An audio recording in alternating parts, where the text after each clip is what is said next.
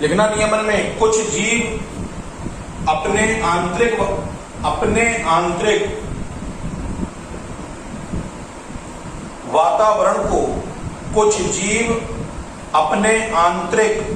वातावरण को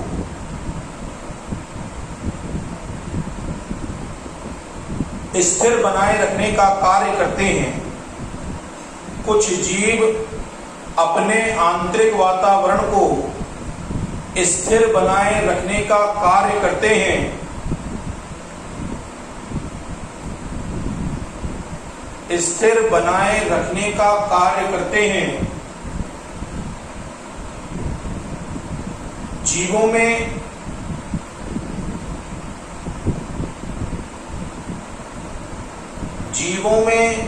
पाई जाने वाली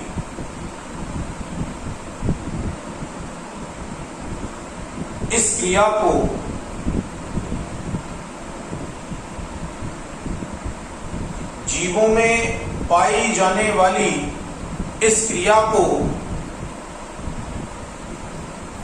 नियामक की क्रिया कहा जाता है।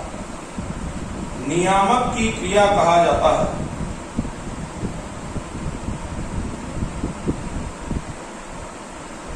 जैसे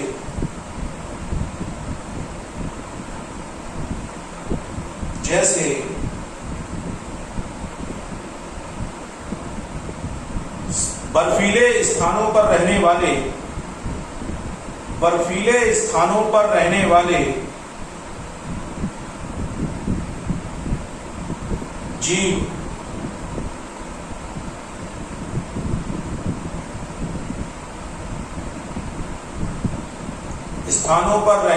जीव बाह्य वातावरण के अनुसार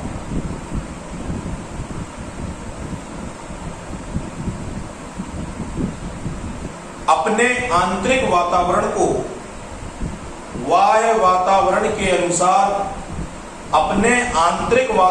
को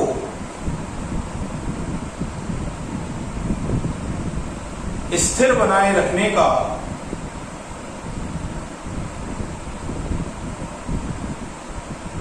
कार्य करते हैं।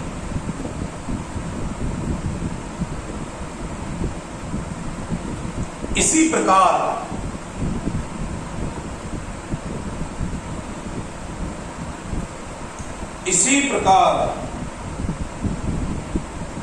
मनुष्यों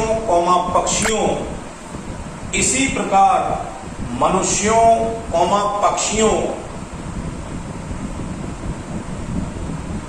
में भी शरीर के ताप को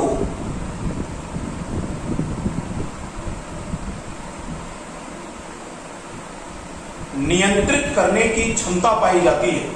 शरीर के ताप को नियंत्रित करने की क्षमता पाई जाती है।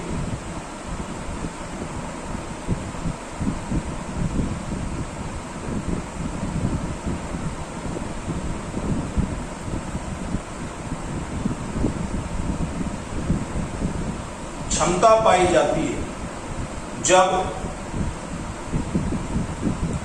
मनुष्य के शरीर का ताप बढ़ने का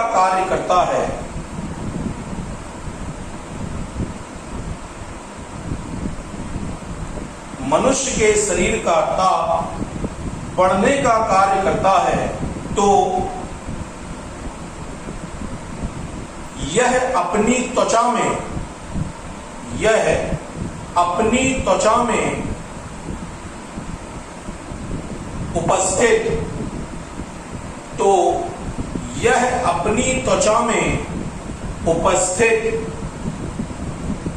श्वेत ग्रंथियों के द्वारा, आधा शा वा के ऊपर वे और दा, श्वेत ग्रंथियों के द्वारा पसीने को बाहर निकालता है। श्वेत ग्रंथियों के द्वारा पसीने को बाहर निकालता है। जिसके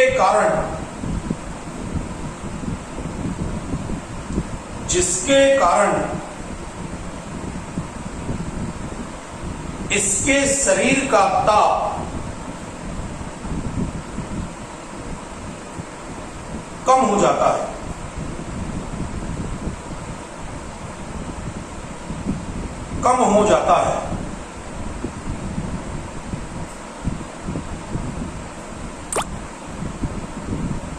बोर्ड पे देखना, सभी बोर्ड पे देखना, बोर्ड पे इधर देखिएगा, बोर्ड पे बेटा हम नियामक की क्रिया के बारे में बात कर रहे हैं। नियामक इंग्लिश में इस क्रिया को रेगुलेशन की क्रिया के नाम से जाना जाता है।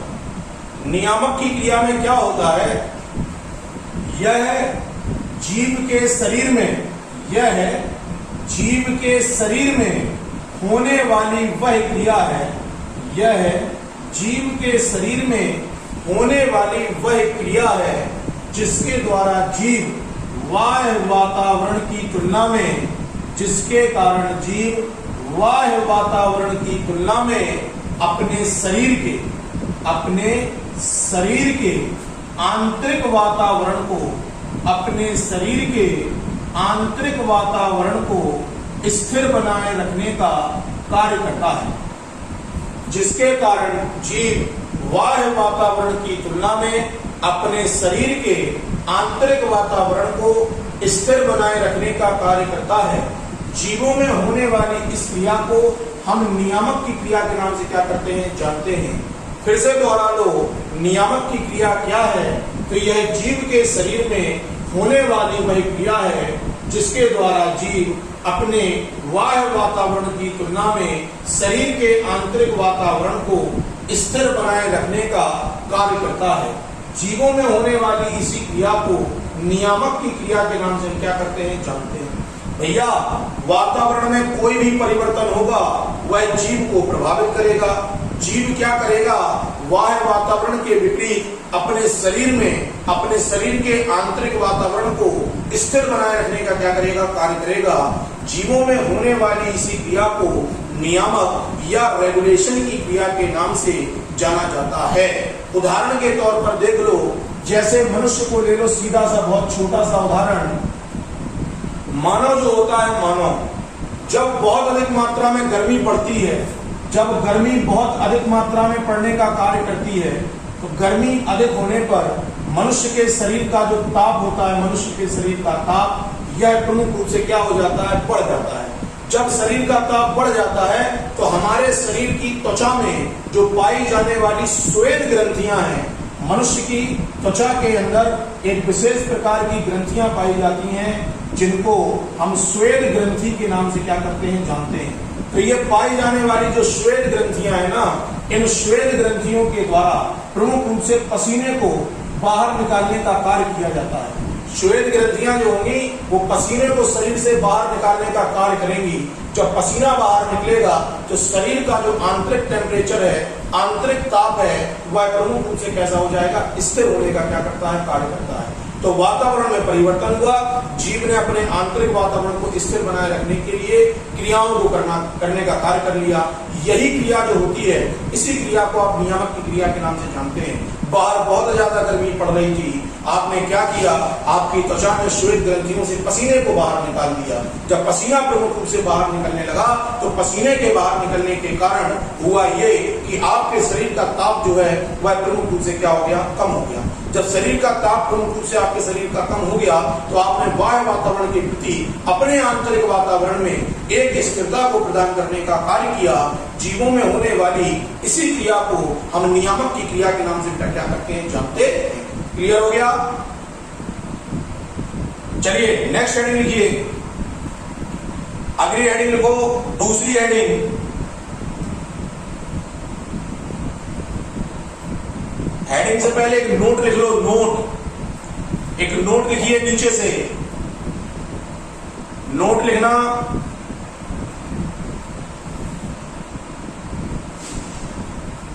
लिखना है इसमें, स्वच्छ जल में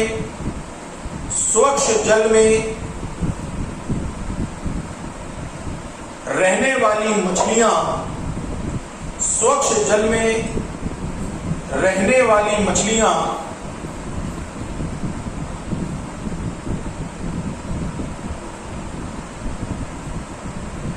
एंडो ऑस्मोसिस आंतरिक पराशरण कहते हैं हिंदी में, एंडो ऑस्मोसिस की क्रिया के द्वारा, एंडो ऑस्मोसिस की क्रिया के द्वारा जल की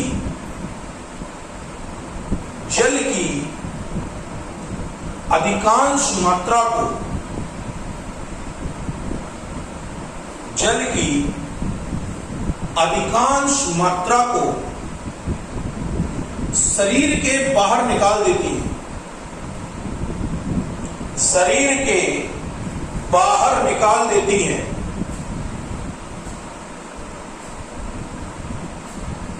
इस क्रिया के द्वारा वह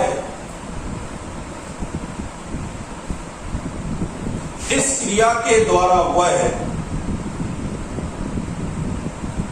अपने शरीर में उपस्थित, इस क्रिया के द्वारा वह अपने शरीर में उपस्थित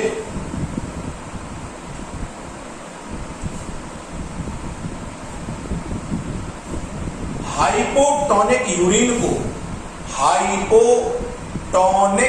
यूरिन को उत्सर्जित करने का कार्य करती है, हाइपोटोनिक यूरिन को उत्सर्जित करने का कार्य करती है।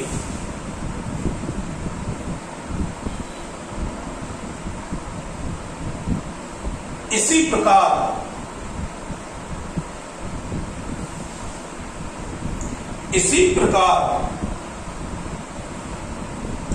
समुद्र में रहने वाली मछलियां, इसी प्रकार समुद्र में रहने वाली मछलियां एक्सो ऑस्मोसिस की क्रिया के द्वारा, एक्सो ऑस्मोसिस बाह्य पराशरण, एक्सो ऑस्मोसिस की क्रिया के द्वारा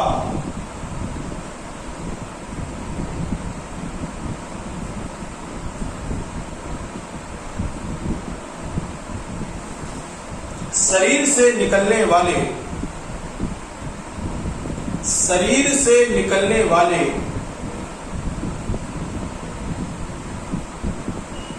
जल की कमी को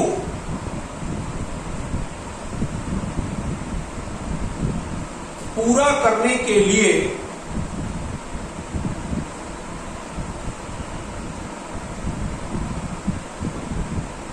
समुद्र के जल को पीती हैं, समुद्र के जल को पीती हैं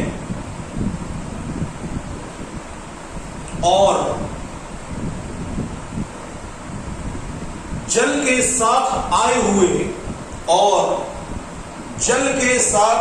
हुए लवण को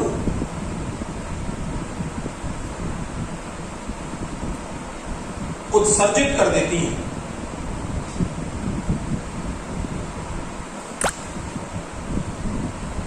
इस प्रकार समुद्र की मछलियां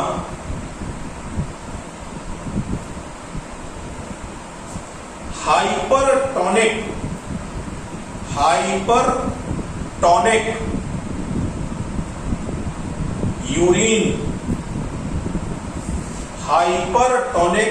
यूरिन के उत्सर्जन का कार्य करती है, हाइपरटोनिक यूरिन के उत्सर्जन का कार्य करती हैं।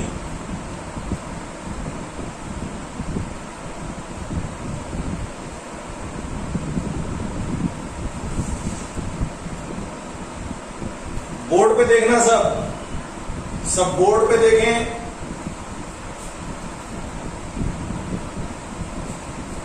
एक क्वेश्चन पूछा जाता है, एक क्वेश्चन आता है कि भैया स्वच्छ तालाब में रहने वाली मछलियां जो हैं वह प्रमुख रूप से हाइपोटोनिक यूरिन को निकालने का कार्य करती हैं, जबकि समुद्र के जल में रहने वाली मछलियां हाइपरटोनिक यूरिन को प्रमुख रूप से निकालने का कार्य करती हैं। ऐसा क्यों?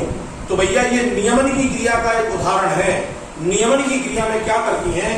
जो पाई जाने वाली हमारी मछली है, जो पाई जाने वाली मछली है, जो प्रमुख रूप से पाए जाने वाले समुद्र के जल में रहने का कार्य करती है। पहले समुद्र के जल से समझ लो। ये प्रमुख रूप से पाई जाने वाली मछली है, ये प्रमुख रूप से पाई जाने वाली मछली समुद्र के जल में रहने का कार्य कर रही है। ये जो हमारी पाई जाने वाली मछली है, यह समुद्र के जल के अंतर्गत रहने का कार्य कर रही है। भैया ये जल जो है हमारा, ये जल प्रमुख रूप से समुद्र का जल है, समुद्र का जल। अब चूंकि समुद्र के जल की सांद्रता का मान जो होता है वह प्रमुख रूप से कैसा होता है? अधिक होता है। भैया समुद्र के जल की सांद्रता का मान है अधिक और मछली के शरीर की सांद्रता का मान है कम। इस अवस्था में होता क्या है कि मछली के शरीर से जो पाई जाने वाली जल की मात्रा है, मछली के शरीर से जो पाई जाने वाली जल की मात्रा है, यह समुद्र के जल में प्रमुख रूप से जाने का कार्य करती है। समुद्र का जो जल है इसकी सांद्रता अधिक है और पाई जाने वाले मछली की शरीर की सांद्रता प्रमुख रूप से कम है। तो होता क्या है कि जो पाई जाने वाली समुद्र की मछली होती है, इसका जल जो होता है वो लगातार जाने का क्या करता रहता है? शरीर से कार्य करता रहता है, निकलता रहता है। अब इस जल की कमी को पूरा करना है तो मछली क्या करती है? मछली प्रमुख रूप से पाए जाने वाले समुद्र के इस जल को प्रमुख रूप से क्या कर लेती है? पी लेती है। समुद्र के जल को प्रमुख रूप से इसने पीने का कार्य किया। जब समुद्र के जल को इन्होंने प्रमुख रूप से पीने का कार्य कर लिया तो पीने की क्रिया के दौरान होता यह है कि जल के साथ साथ इसके शरीर में जो पाया जाने वाला नमक है NaCl, ये लवण भी प्रमुख रूप से इसके शरीर में प्रवेश कर गया। अब भैया पानी की जरूरत है, नमक की जरूरत नहीं है, तो ये क्या करेगी? ये हाइपरटोनिक यूरिन के द्वारा, मतलब जो मूत्र का विसर्जन करेगी वो इतना ज्यादा प्रमुख रूप से लवणीय होगा कि उसमें NaCl की संपूर्ण मात्रा को क्या कर देगी? बाहर निकाल देगी। अगर NaCl इसके शरीर में रह गया तो मछली मर जाएगी, गारंटीड मर जाएगी। तो इसने बचने के लिए क्या किया? समुद्र के जल को पी लिया और पाए जाने वाले अपने यूरिन के द्वारा, अपने मूत्र के द्वारा NaCl की जो अतिरिक्त मात्रा थी उसको शरीर से प्रमुख रूप से क्या कर दिया? बाहर निकाल दिया। तो बाह्य वातावरण के प्रति जीव ने अपने आंतरिक वातावरण को स्थिर बनाए रखने का क्या किया? कार्य किया। ये क्रिया जो होती है, इस क्रिया के अंतर्गत प्रमुख रूप से जो पाई जाने वाली मछली है उसने अपने शरीर के नियमन का कार्य कर लिया। ये जो क्रिया है, ये क्रिया प्रमुख रूप से समुद्र के जल के अंतर्गत पाई जाने वाली मछलियों के अंतर्गत हमें देखने को मिलती है। चलो एक और देखो, आपने देखा। अब आ जाओ तालाब की मछली पे। जो हमारी तालाब की मछली होती है, तालाब की मछली, ये तालाब की मछली प्रमुख रूप से स्वच्छ जल में रहने का कार्य करती है, जिसमें किसी भी प्रकार का कोई भी लवण प्रमुख रूप से उपस्थित नहीं है। तो ये मछली क्या करती है? तालाब की सांद्रता का मान है कम और पाई जाने वाले मछली की शरीर की सांद्रता का मान कैसा है? अधिक। तो होता क्या है कि पाई जाने वाली इस क्रिया में जो तालाब का जल है, ये प्रमुख रूप से मछली के शरीर के अंतर्गत प्रमुख रूप से प्रवेश करने का क्या करेगा? कार्य करेगा।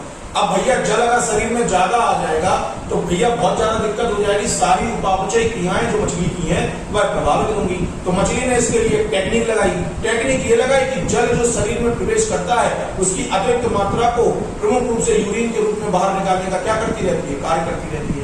इस प्रकार से स्वच्छ जल की मछली और पाई जाने वाली समुद्र की मछलियां जो हैं वह अपने शरीर के नियमन का कार्य करती हैं। अपने शरीर के आंतरिक वातावरण को बाह्य वातावरण की तुलना में स्थिर बनाए रखने का क्या करती हैं? कार्य करती हैं। ये उदाहरण है प्रमुख रूप से पाए जाने वाले नियमन की क्रिया के अंतर्गत। एक क्वेश्चन और मैं बता रहा हूं, आपसे एक क्वेश्चन बहुत पूछा जाता है, यूपी बोर्ड एग्जामिनेशंस का एक बहुत इंपॉर्टेंट क्वेश्चन है, देखना समझना जरा बात को। एक क्वेश्चन पूछा गया है, यूपी बोर्ड एग्जामिनेशन में आया है, समुद्र के जल की मछली को, समुद्र के जल की मछली को आप यदि स्वच्छ जल में रख देते हैं, स्वच्छ जल में रखने का कार्य करते हैं, तो यह मछली जो होती है वह प्रमुख रूप से मर जाती है। वह मछली जो होती है वह प्रमुख रूप से क्या हो जाती है? मर जाती है। और अगर स्वच्छ जल की मछली को आपने समुद्र के जल के अंतर्गत रखने का कार्य किया तो ये स्वच्छ जल की मछली प्रमुख रूप से समुद्र के जल में मर जाती है। ऐसा क्यों होता है? बहुत छोटा सा उदाहरण मैं आपको बताए दे रहा हूं, बहुत छोटे से उदाहरण के ऊपर बात करो। इतना सा उदाहरण है छोटा सा, क्या करती है समुद्र के जल की जो मछली होती है यह प्रमुख रूप से क्या करती है, इसकी जो शरीर की सांद्रता का मान होता है ना, इसकी सांद्रता का मान, शरीर की सांद्रता का मान प्रमुख रूप से पाए जाने वाले स्वच्छ जल की तुलना में बहुत अधिक होता है। ये क्या करती है, जब आप समुद्र के जल की मछली को आप स्वच्छ जल के पानी में रखते हो तो इसकी सांद्रता, शरीर की सांद्रता का मान प्रमुख रूप से अधिक और बाहर की सांद्रता का मान प्रमुख रूप से कम, तो इसके शरीर में से जो पाया जाने वाला जल है वो बाहर की तरफ निकलने का क्या करता रहता है, कार्य करता रहता है। जब इसके शरीर में पाया जाने वाला जल बाहर की तरफ निकलने का कार्य करेगा तो इसकी जो त्वचा है ना, मछली की त्वचा, यह अपघटित होने का कार्य करने लगती है, टूटने लगती है। तो इसके टूटने के कारण समुद्र के जल की मछली स्वच्छ जल में प्रमुख रूप से क्या हो जाती है, मर जाती है। ठीक है, अब इसके बाद प्रमुख रूप से स्वच्छ जल की मछली के साथ क्या होता है, तो इसके शरीर की सांद्रता का मान जो है वह प्रमुख रूप से अधिक होता है, लेकिन पाए जाने वाले समुद्र के जल की सांद्रता का मान और अधिक। तो भैया ये क्या करती है कि प्रमुख रूप से समुद्र के जल को अपने शरीर के अंतर्गत एब्जॉर्ब करती है, तो इसके शरीर में NaCl की मात्रा या नमक की मात्रा जो होती है वह प्रमुख रूप से बढ़ जाती है। तो इस प्रकार से ये भी मछली जो होती है मरने का क्या करती है, कार्य करती है। ये बहुत इंपॉर्टेंट क्वेश्चन है, पूछा गया है आया यूपी बोर्ड में। नेक्स्ट हेडिंग लिखिए, दूसरी हेडिंग लिखो, नियमन की क्रिया के बाद। सबको ये बात समझ में आ रही, किसी बच्चों को कोई डाउट तो नहीं है? स्पीकर खोल के बता दो बेटा।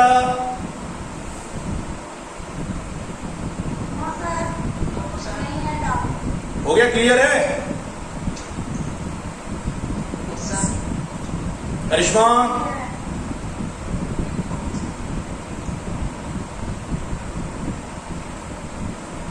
करिश्मा क्लियर है? अरे भैया बोल दो यार, ये टॉपिक क्लियर है सबको? क्लियर? चलो बढ़ जाओ आगे, आवाज स्पीकर बंद कर लो, चलो बढ़ जाओ आगे। दूसरी हेडिंग लिख लो, दूसरी हेडिंग लिखो, नियमन के बाद लिखना संरूपण।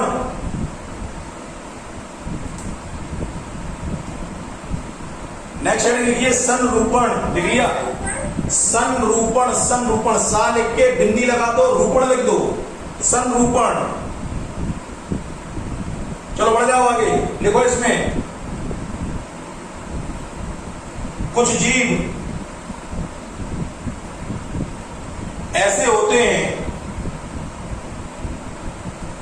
कुछ जीव ऐसे होते हैं जिनमें अपने शरीर के आंतरिक वातावरण को, अपने शरीर के आंतरिक वातावरण को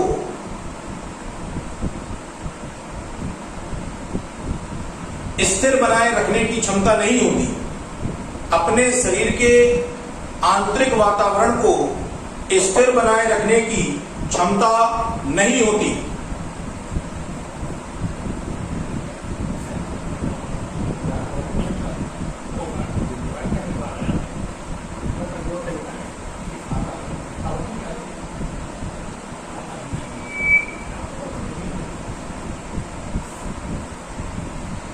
भैया लिख लिया सबने? इतना लिख लिया आपने? कुछ जीव ऐसे होते हैं जो अपने शरीर के आंतरिक वातावरण को स्थिर बनाए रखने का कार्य नहीं कर पाते। इस प्रकार के जीव में होने वाली इस क्रिया को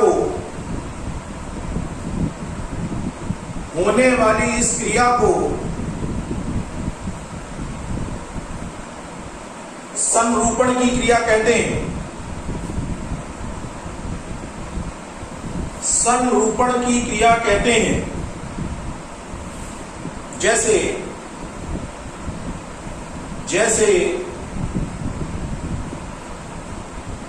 बर्फीले क्षेत्रों में पाया जाने वाला सफेद भालू, बर्फीले क्षेत्रों में पाया जाने वाला सफेद भालू सफेद भालू सर्दी के बढ़ने से पहले अपने शरीर के भार को बढ़ा लेता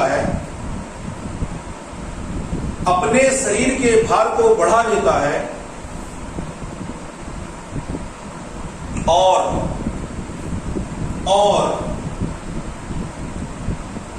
कुछ समय के लिए शीतकालीन निद्रा में जाने का कार्य करता है। शीतकालीन निद्रा में जाने का कार्य करता है।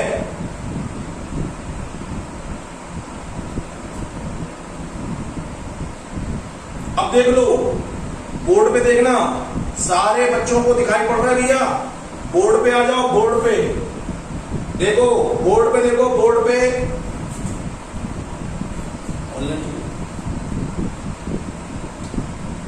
देखो भैया, सब बोर्ड पे देखना भैया।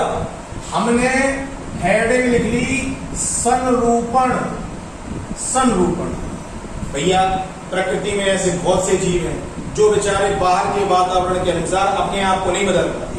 अब भैया जब वातावरण से लड़ नहीं पा रहे तो नए वातावरण से नहीं लड़ पाएंगे तो क्या करेंगे? मर जाएंगे, वातावरण उसको मार देगा, क्योंकि वातावरण तो परिवर्तित हो रहा है, लेकिन जीव का आंतरिक वातावरण परिवर्तित नहीं हो रहा। मान लीजिए बाहर 0 डिग्री सेंटीग्रेड टेम्परेचर है और जीव के शरीर का जो आंतरिक वातावरण है वह परिवर्तित नहीं हो रहा।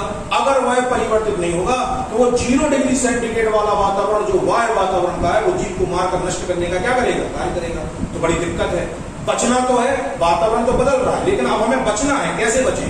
तो इनने क्या किया, इन जीवों ने जो अपने शरीर के आंतरिक वातावरण को परिवर्तित नहीं कर पाते वायु वातावरण के अनुसार, इनने एक बढ़िया टेक्निक लगाई। कोई दिक्कत नहीं है, खा लो पी लो, शरीर को एकदम भारी कर लो और जाके सो जाओ। जब तक प्रतिकूल वातावरण है पड़े रहने दो बाहर, अपन तो भैया सोएंगे आराम से। तो ये क्या कर जाते हैं? सो जाते हैं। भैया अब ये जब बाहर ही नहीं निकलेंगे तो वायु वातावरण जो होगा वो इनके शरीर को प्रभावित करने का कार्य नहीं करेगा।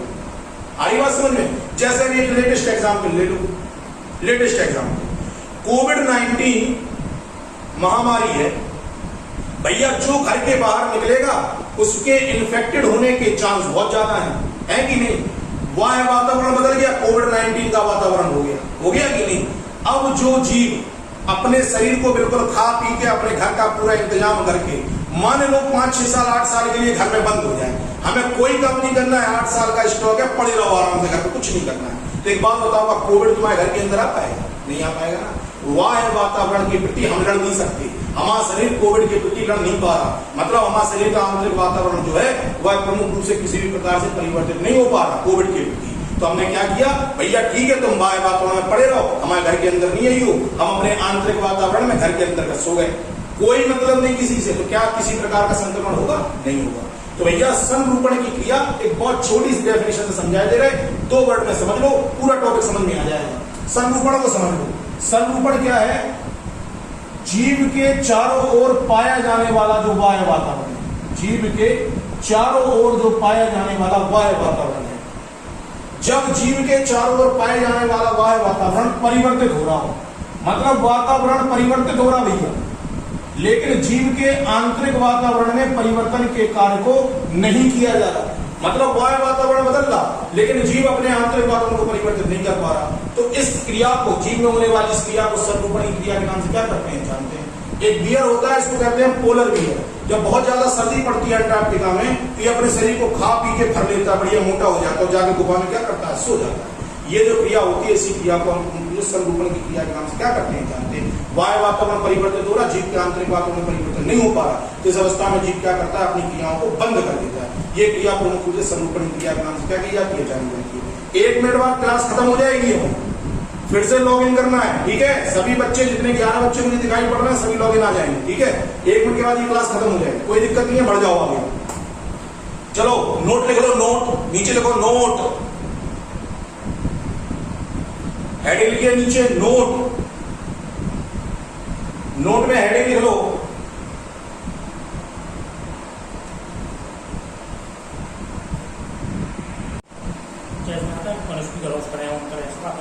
सब दिखेगा।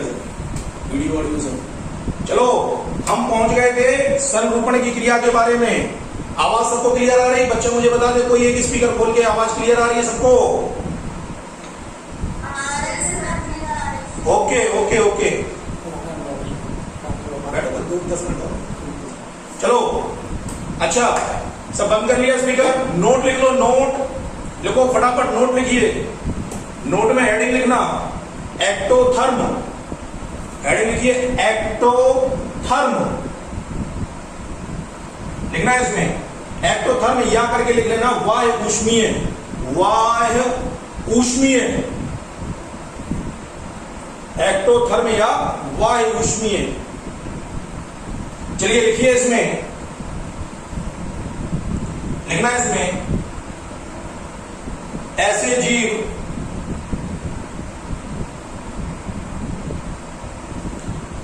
जीव जो बाह्य वातावरण के अनुसार, ऐसे जीव जो बाह्य वातावरण के अनुसार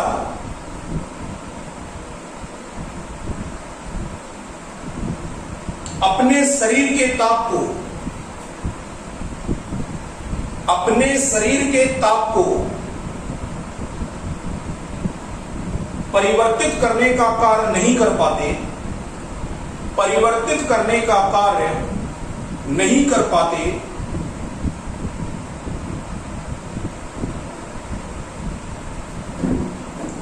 नहीं कर पाते जीवों में,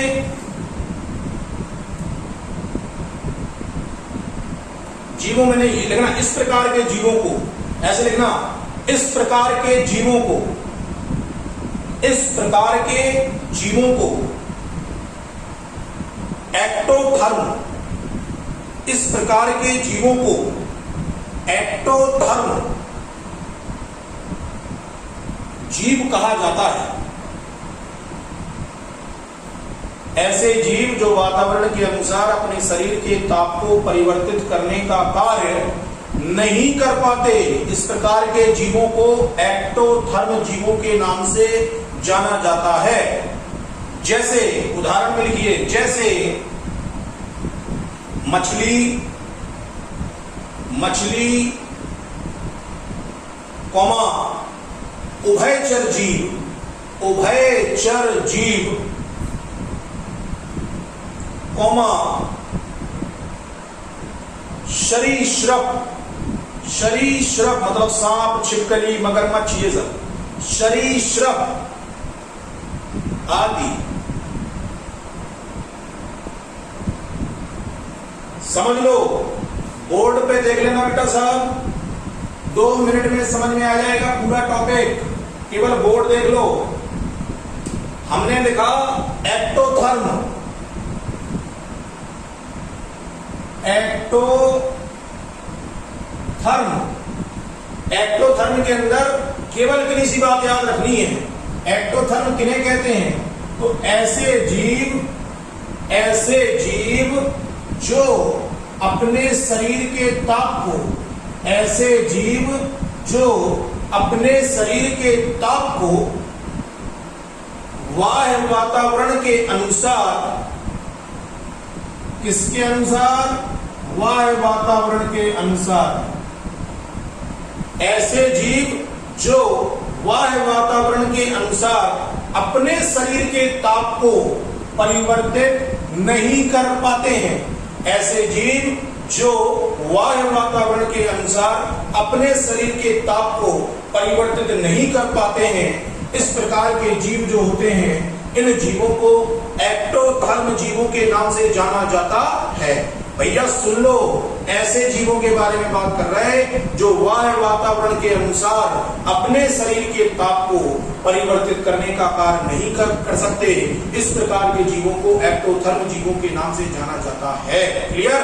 चलो एक उदाहरण देख लो आप। उदाहरण, जब गर्मी बहुत ज्यादा पड़ती है तो आपने देखा होगा मेंढक जो होते हैं, मेंढक, वह प्रमुख रूप से क्या हो जाते हैं? गायब हो जाते हैं।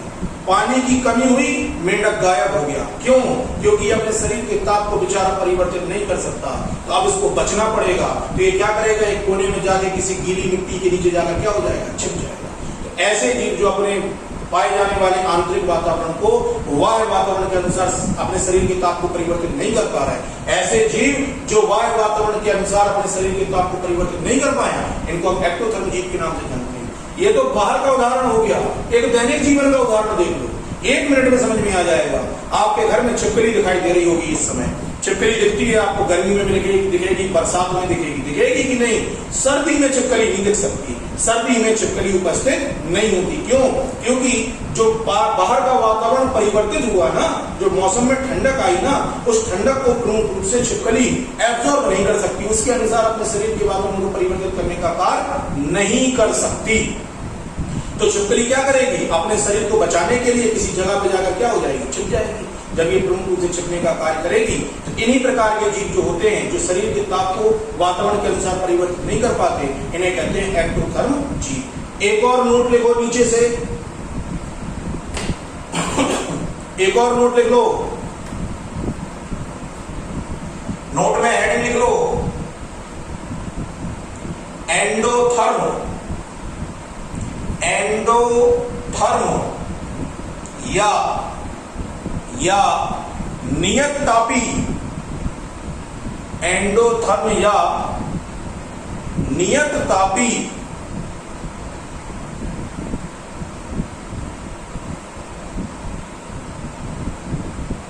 देखना, एंडोथर्म या नियत तापी में देखो, लिखो इसमें, इसके अंतर्गत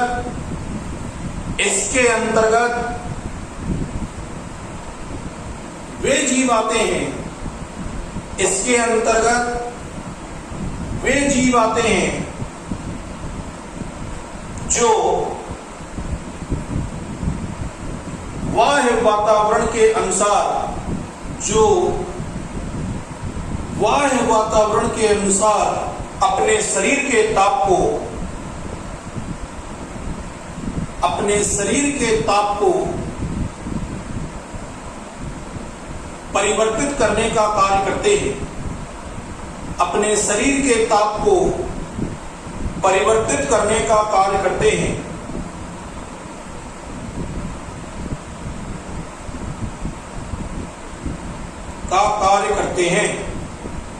इस प्रकार के जीव को नियत तापी या एंडोथर्म, नियत तापी या एंडोथर्म या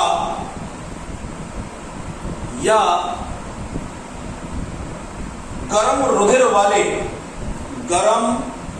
वाले जीव कहते हैं,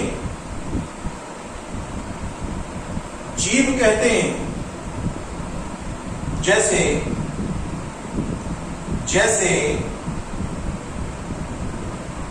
मनुष्य,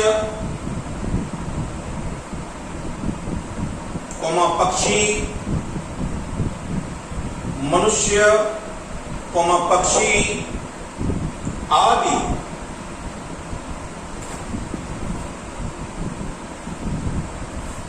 बोर्ड पे देखना साहब, सिंपल परिभाषाएं हैं, कोई दिक्कत नहीं होती, बहुत छोटे से टॉपिक हैं। एंडोथर्म देखो, संधि विच्छेद कर लो, डिकोड कर लो, वर्ड को समझ जाओगे।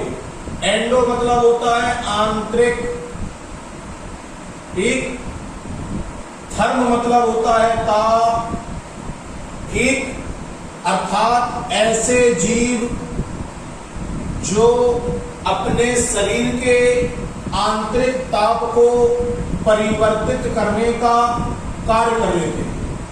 ऐसे जीव जो अपने शरीर के ताप को, अपने शरीर के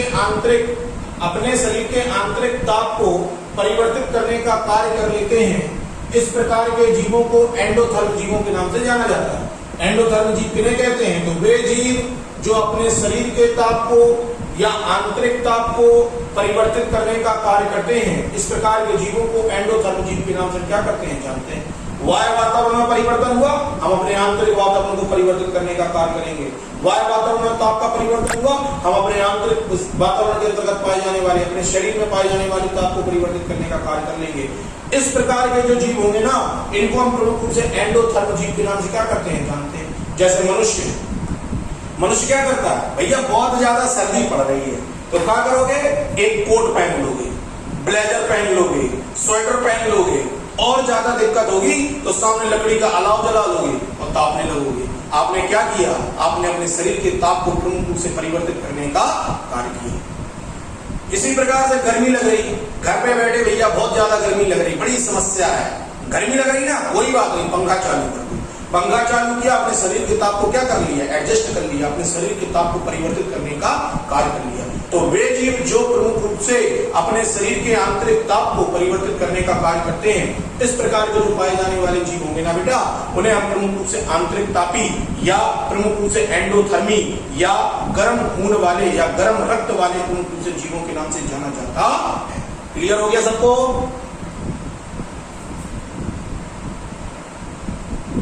क्लियर हुआ? केवल संस्कृति पाराशर ने ऐसी संस्कृति पाराशर ने केवल गर्दन हिला दी, बस ऐसी की सर क्लियर हो गया। चलो चलिए नेक्स्ट हेडिंग लिखिए। चलो भैया नेक्स्ट हेडिंग लिखिए, प्रवास। तीसरी हेडिंग लिखना, प्रवास।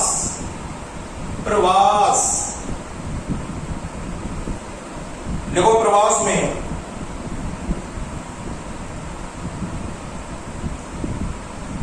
जब किसी वातावरण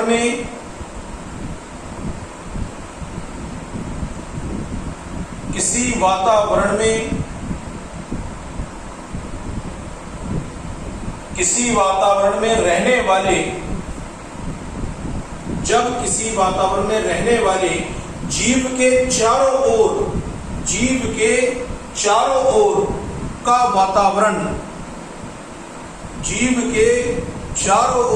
का वातावरण परिवर्तित हो जाता है तो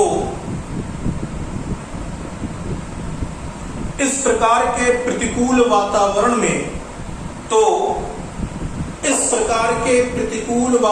में जीव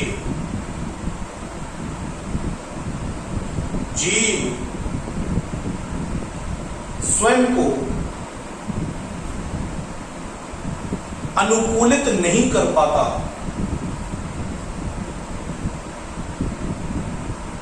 और वह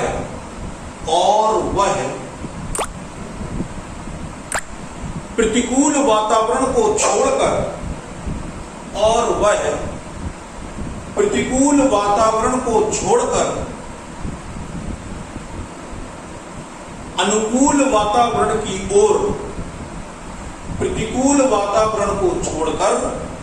अनुकूल वातावरण की ओर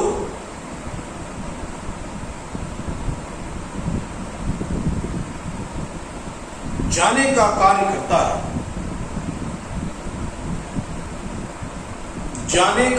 करता है। और जैसे ही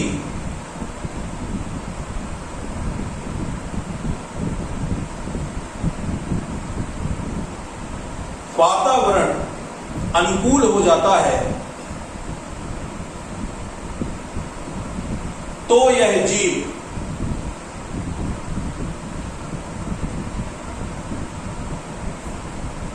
वह जीव अपने वातावरण में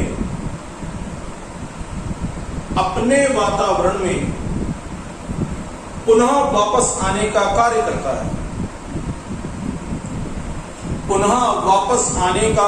करता है। जीवों में होने वाली इसी क्रिया को प्रवास की क्रिया, प्रवास की क्रिया कहते हैं। तथा इस प्रकार के जीवों को, तथा इस प्रकार के जीवों को प्रवासी जीव कहा जाता है। तथा इस प्रकार के जीवों को प्रवासी जीव कहा जाता है।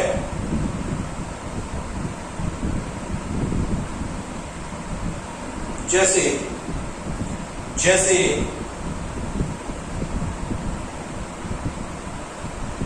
Golden plover, golden GOLDEN, golden plover PLOVER,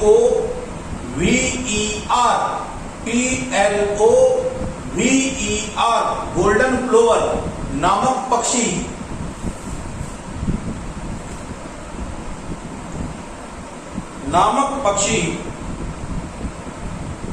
सर्दी से बचने के लिए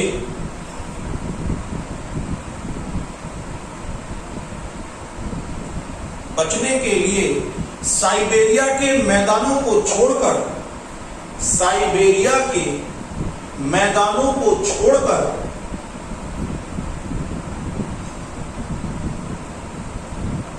अन्य क्षेत्रों में चला जाता है।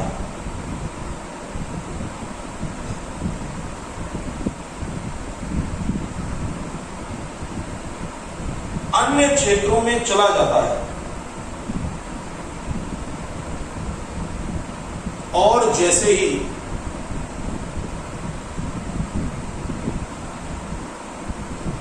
वातावरण अनुकूल होता है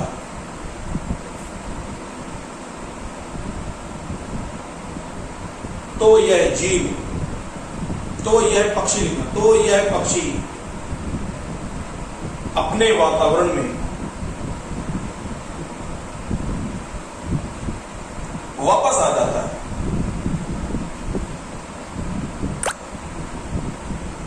वापस आ जाता है, वापस आ जाता है। चलो देखो बोर्ड पे, सब बोर्ड पे देखिएगा, हम प्रवास की क्रिया के बारे में बात कर रहे हैं। प्रवास इंग्लिश में कहते हैं माइग्रेशन। अब अपन क्या करते हैं, जैसे भैया जो पैसे वाले आदमी रहते ना, पैसे वाले इंसान, वो कहते ललितपुर में बहुत गर्मी पड़ रही, एक काम करो ऊटी चलो घूमने, हिमाचल चलो घूमने, बढ़िया सर्दी होती है, बढ़िया सुकून से गर्मी वहीं बिताएंगे और पुनः जब यहाँ पे मौसम बढ़िया हो जाएगा तो पुनः प्रमुख से वापस चले आएंगे। तो इनने क्या किया, इन्होंने ये किया कि जीव जो है, जीव ये जिस वातावरण में रहने का कार्य कर रहा ना, जिस वातावरण में, ये वातावरण इस जीव के प्रतिकूल हो गया। ये वातावरण जो है वह इस जीव के प्रतिकूल हो गया। अब इस प्रतिकूल वातावरण में ये जीव जीवित नहीं रह सकता। तब ये क्या करेगा, यह जीव पाए जाने वाले पूर्ण रूप से इस वातावरण को छोड़कर क्या करेगा, किसी दूसरे स्थान पर क्या होगा, या किसी दूसरे वातावरण में क्या होगा, चला जाएगा। अब ये किसी दूसरे वातावरण में आ गया, जीव पहले यहां था, अब जीव प्रमुख रूप से यहां आ गया। क्यों आ गया, क्योंकि ये जो पहले जहां पे ये रहने का कार्य कर रहा था वहां का वातावरण जीव के प्रमुख रूप से प्रतिकूल था। तो जीव ने प्रतिकूल वातावरण को छोड़कर किसी दूसरे स्थान पर जाने का कार्य किया। जैसे ही इस स्थान का वातावरण पुनः अनुकूल होगा जीव के, तो पुनः ये जीव जो होगा वह प्रमुख रूप से वापस अपने स्थान पर आने का क्या करेगा, कार्य करेगा। तो ये क्रिया जो होती है, ये क्रिया प्रमुख रूप से प्रवास की क्रिया के नाम से जानी जाती है।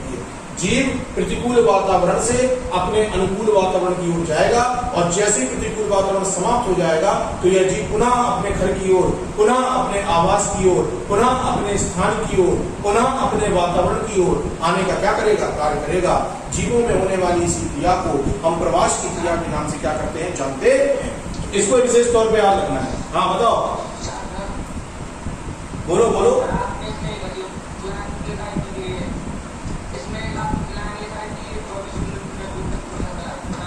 ये गोल्डन प्लोवर, हाँ गोल्डन प्लोवर पक्षी है जो प्रमुख रूप से हिमालय से जाकर प्रमुख रूप रूप से नीलगिरी की पर्वतों में जाकर रहने का कार्य करने लगता है भोजन के लिए। वो भी सही है, ये भी सही है, सब सही है। ऐसे तो 50 उदाहरण मैं बता दूंगा यार। वो भी सही है, जो लिखे वो भी सही है, गलत नहीं है। वो वही मैंने लिखवाया है, सिर्फ दूसरे थोड़ी लिखवाया है। चलो है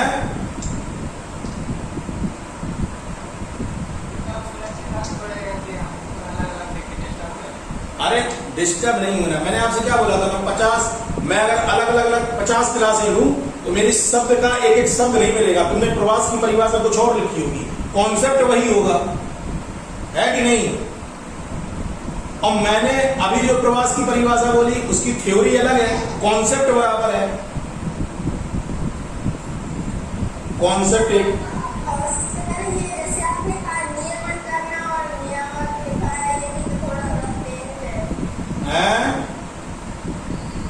हाँ। तो अब तुम लोग क्या कर रहे होगे मालूम है, तुम लोग आगे आगे भाग रहे होगे। इन्हें कहा होगा, सोचा होगा चलो वो वाला लिखा है, उसकी फोटो खींच के हम आराम से बना के लिख दें।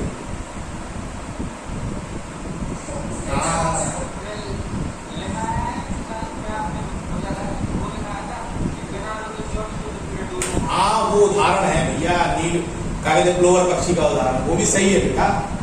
कॉन्सेप्ट पे और कॉन्सेप्ट पे थ्योरी बिना घूमो, यही तो कला है, बाकी का विज्ञान है अकबर सर के पास। हम एक टॉपिक को 4 तरीके से समझाने का काम कर सकते हैं, 4 तरीके से। चलो अब देखो, वो भी सही लिखा है, जो लिखा है वो भी सही है, गलत नहीं है। देख लो, चलो समझ लो एक बार फिर से। इधर देखो, स्पीकर को बंद कर लेना। इधर देखो मोनिका, स्पीकर बंद कर लो बेटा। देखो इधर, प्रवास किसे कहते हैं? तो जीव जिस वातावरण में रहने का कार्य करता है, वह वातावरण जब उसके प्रति प्रतिकूल हो जाता है तो जीव इस वातावरण को छोड़कर प्रमुख रूप से नए वातावरण की ओर जाने का क्या करता है, कार्य करता है। और जैसे ही स्थान का वातावरण प्रमुख रूप से उस जीव के अनुकूल हो जाएगा तो ये पुनः जीव प्रमुख रूप से उस स्थान पर क्या होता है, वापस आने का कार्य करता है। इस क्रिया को हम प्रमुख रूप से माइग्रेशन की क्रिया या प्रवास की क्रिया के नाम से जानते हैं। और यह क्रिया जिन जीवों के द्वारा होती है उन जीवों को हम प्रमुख रूप से प्रवासी जीवों के नाम से क्या करेंगे, जानेंगे। जैसे उदाहरण ले लो, आप लिख सकते हो, कोई दिक्कत नहीं है। मान लीजिए ललितपुर में बहुत ज्यादा गर्मी पड़ रही है। अब भैया बड़ी समस्या है, इस गर्मी को हम सहन करने का काम नहीं कर पा रहे हैं। तो हमने मम्मी पापा से कहा कि पापा एक काम करो, आज चलते हैं ऊटी घूमने, बढ़िया 1 महीने के बाद आएंगे जब यहाँ का टेम्परेचर बढ़िया हो जाएगा। तो तुमने क्या किया, वातावरण तुम्हारे कैसे प्रतिकूल, तुमने बैग टांगा, अपने बैग लिए और पहुंच गए ऊटी। अब ऊटी में 1 महीना रहे तुम, 1 महीना रहे क्योंकि वहां का वातावरण तुम्हारे कैसे था, अनुकूल था। अब जब तुम्हारे क्षेत्र का वातावरण, ललितपुर का वातावरण पुनः जब बिल्कुल बराबर हो जाएगा, बढ़िया मौसम हो जाएगा, तो तुम कहा ऊटी से कहाँ आ जाओगे, अपने घर आ जाओगे। तो पहले तुम कहाँ गए थे, प्रतिकूल वातावरण से अनुकूल वातावरण में। और फिर जैसे ही आप जिस स्थान पर रहते थे उस स्थान का वातावरण अनुकूल हुआ तो आपने प्रमुख रूप से उस वातावरण, जिस स्थान पे आप गए थे उस वातावरण को छोड़ के पुनः अपने घर वापस लौटने का क्या किया, कार्य किया। ये क्रिया जो होती है, इस क्रिया को हम प्रवास या माइग्रेशन की क्रिया के नाम से जानते हैं। ये क्रिया जो है, ये जिन जीवों के द्वारा होती है उन्हें हम प्रवासी जीवों के नाम से क्या करेंगे, जानेंगे। चलो नेक्स्ट हेडिंग लिखो, चौथी हेडिंग लिख लो, निलंबन। निलंबन निलंबन लिख लिया।